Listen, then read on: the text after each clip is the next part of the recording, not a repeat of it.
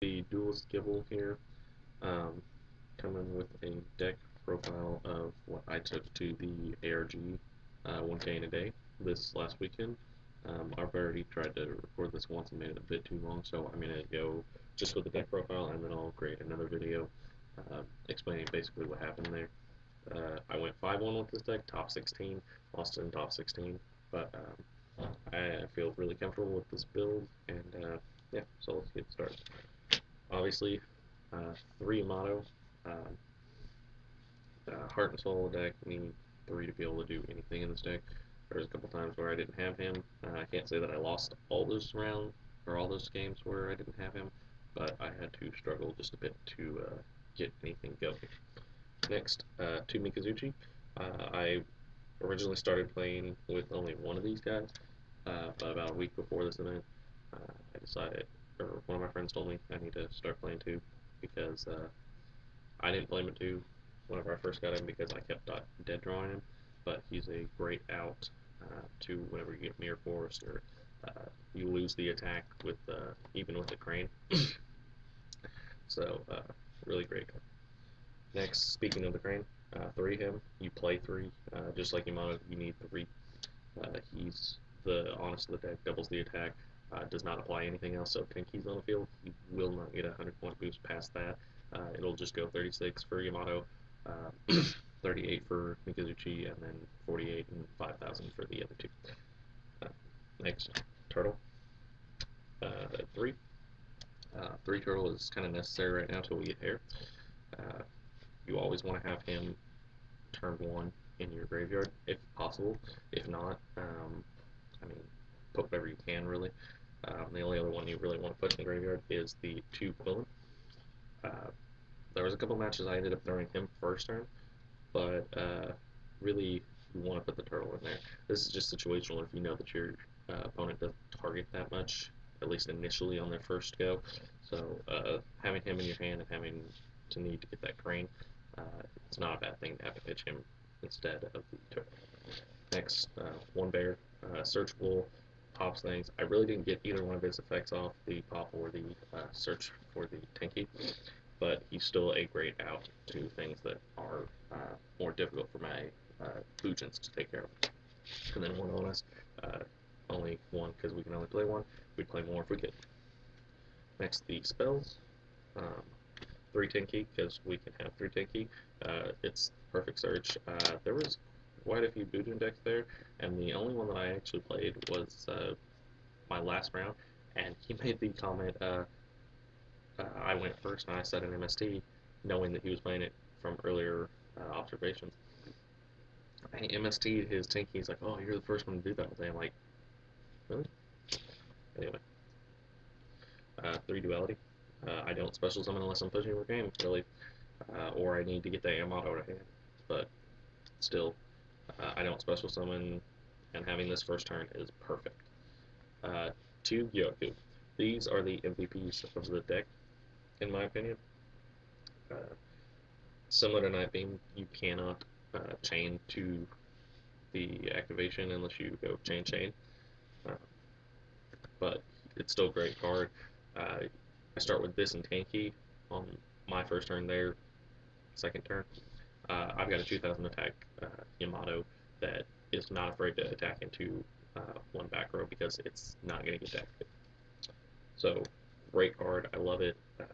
I'm going to see how it's going to go for Valiant. 2 Forbidden Lance. It's Lance. I don't really think I need to explain that. 2 MST. I do have a bit of problem with back row. If I'm going against a back row heavy deck, it's kind of difficult for me to feel comfortable about summoning or attacking. But for the most part, I have enough protection. But the double MST is definitely good. Probably going to go to 3 whenever Valiant comes out because Gravekeepers are a bitch for this deck. 1 Night Beam. I was playing 3 MSTs, but I decided to go with 1 Night Beam about 2 hours beforehand. I was side decking both, but turned out that this was a great idea to try and just do 1. And then finally 1 Bujin Carnation. You only need 1. I don't really see why people try and do 2. It ends up being a dead card so much. Next, 2D Prison, 2 Mirror Force. You got to have the protection, and I mean, these are some of the best ones out there. D Prison has definitely fallen in playability, in my opinion, but it's still a really great card. Um, Next, 2 Divine Wrath. This screwed so many decks up yesterday. This is another one of the MVP cards of this deck. 90% of the time, you're not going to care about what you pitch. So, it's a great out. I had one player summon card against me, and I had a Veiler in my hand, but I neglected to go ahead and Veiler on its summon, and he went and said summon good, and then said activate the effect, obviously attributing for cost. So I did not have the time to Veiler.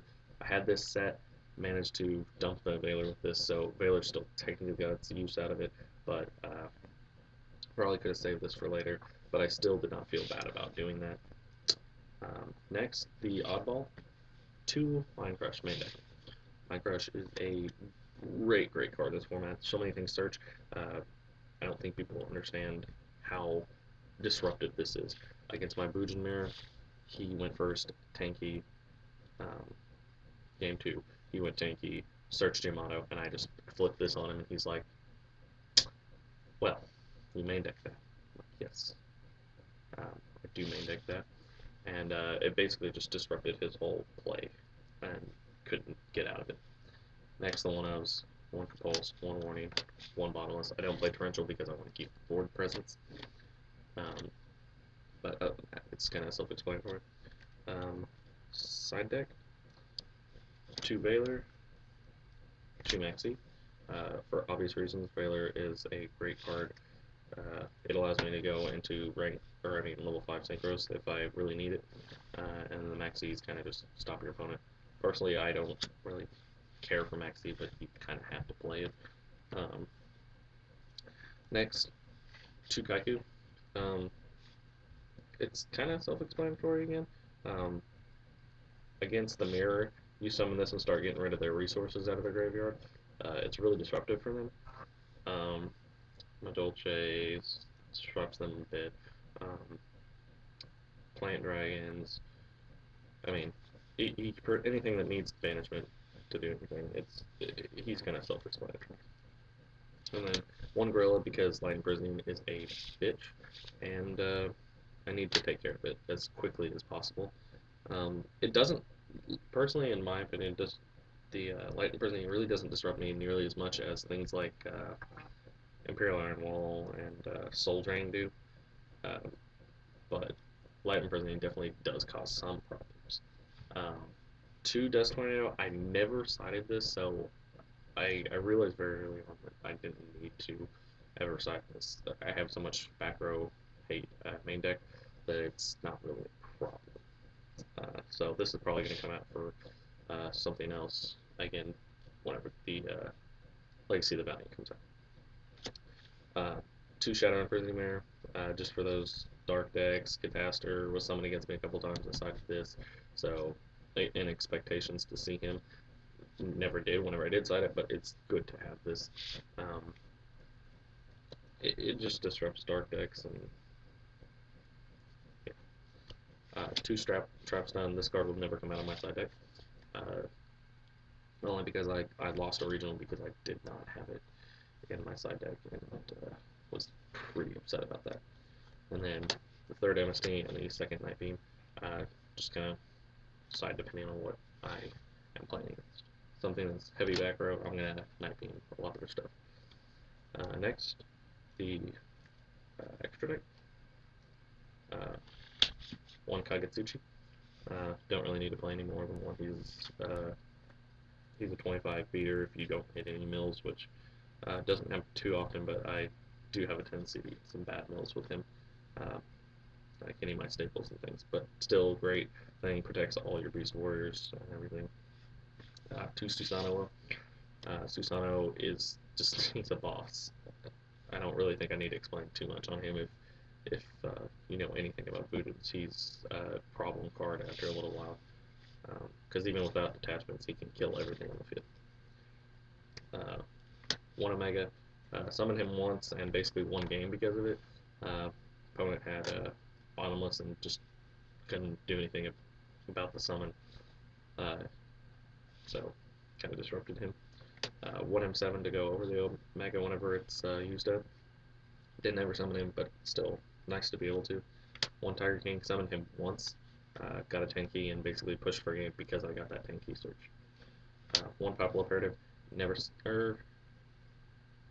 summoned him once and switched a monster to attack. Um, didn't really do anything past that. He kind of got taken care of the immediate turn after. One Black Ship, never summoned it, but I love this card. Takes care of problem things. One Diamond Dire, always been in my opinion a lackluster Scrap Dragon.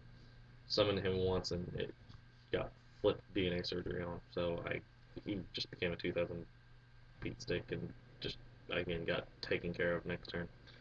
One Paladinamo, never summoned it, but still great card. Maestroke, summoned it once. Maestroke's just a really good out to a lot of things, but just only really had that one use on him. Dweller, never summoned it, but Morale is a thing. One guy, our Cowboy, didn't summon him, but 800 life points per game is always a nice option. One Armanes because Baylor's in the side deck, and this kind of stops the mirror. And then one ally just Staster because again, the mirror has a problem taking care of him very easily if I've got the auto kill. Anyway, like I said, I went top 16, got 10 points. One of my locals gave me another 10 to get 20, so I basically have an invite.